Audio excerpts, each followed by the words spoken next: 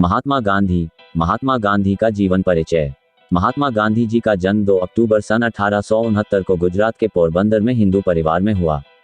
पिता करमचंद गांधी और मां पुतलीबाई द्वारा उनका नाम मोहनदास रखा गया, जिससे उनका पूरा नाम मोहनदास करमचंद गांधी हुआ। महात्मा गांधी की माता अत्यधिक धार्मिक महिला थी, अतः उनका पालन वैष्णव मत को मानने वाले परिवार में हुआ और उन पर जैन धर्म का भी गहरा प्रभाव रहा। यही कारण था कि इसके मुख्य सिद्धांतों जैसे अहिंसा, आत्मशुद्धि और शाकाहार को उन्होंने अपने जीवन में उतारा था। मोहनदास शिक्षा के दृष्टिकोण से एक औसत दर्जे के विद्यार्थी रहे, लेकिन समय समय पर उन्होंने पुरस्कार और छात्रवृत्तियां भी मिलीं। वे अंग्रेजी विषय में काफी होनहार थे, लेकिन भूगोल जैसे विषयों में उनका प्रदर्शन उतना अच्छा नहीं रहता था। वहीं अंकगणित में वे मध्यम दर्जे के विद्यार्थी रहे और लिखावट के मामले में भी उन्हें अच्छी टिप्पणियां नहीं मिली।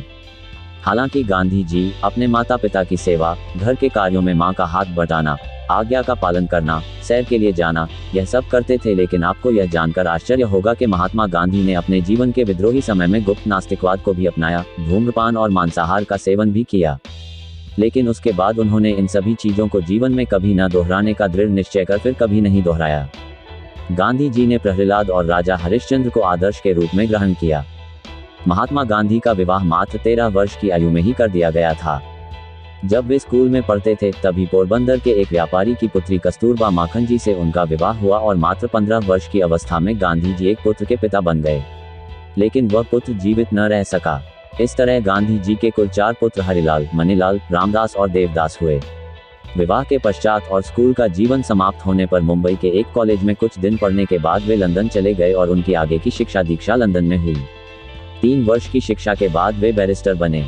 इसके बाद उनके जीवन की असल यात्रा शुरू हुई, जो अहिंसा आंदोलन से लेकर उनके राष्ट्रपिता बनने तक और उनके जीवन पर्यंत चलती रही। सन 1914 में गांधी जी भारत लौट आए। देशवासियों ने उनका भव्य स्वागत किया और उन्हें महात्मा पुकारना शुरू कर दिया। उन्होंने अगले 4 वर्ष भारतीय स्थिति का अध्ययन करने तथा उन लोगों को तैयार करने में बिताए जो सत्याग्रह के द्वारा भारत में प्रचलित सामाजिक व राजनीतिक बुराइयों को हटाने में उनका साथ दे सकें। फरवरी 1919 में अंग्रेजों के बनाए रॉलेट एक्ट कानून पर, जिसके तहत किसी भी व्यक्ति को बिना मुकदमा चलाए जेल भेजने का प्रावधान था, उन्होंने अंग्रेजों का विरोध किया। फिर गांधी जी ने सत्याग्रह आंदोलन की घोषणा कर दी। इसके परिणाम स्वरूप एक ऐसा राजनीतिक भूचाल आया जिसने 1919 के बसंत में समूचे उपमहाद्वीप को झकझोर दिया।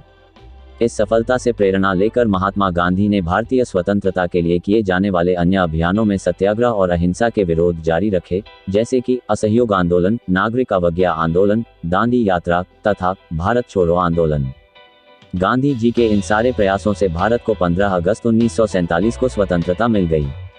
ऐसे महान व्यक्तित्व के धनी महात्मा गांधी की 30 जनवरी 1948 को नई दिल्ली के बिरला भवन में नाथूराम गोडसे द्वारा गोली मारकर हत्या कर दी गई। महात्मा गांधी के पूर्व भी शांति और अहिंसा के बारे में लोग जानते थे, परंतु उन्होंने जिस प्रकार सत्याग्रह, शांति व हिंसा के रास्तों पर चलते हुए अंग्रेजों को भारत छोड़ने पर मजबूर कर दिया, उसका कोई दूसरा उदाहरण विश्व इतिहास में देखने को नहीं मिलता। उनकी यह यात्रा अहिंसा आंदोलन से लेकर उनके राष्ट्रपिता बनने तक और उनके जीवन पर्यंत चलती रही।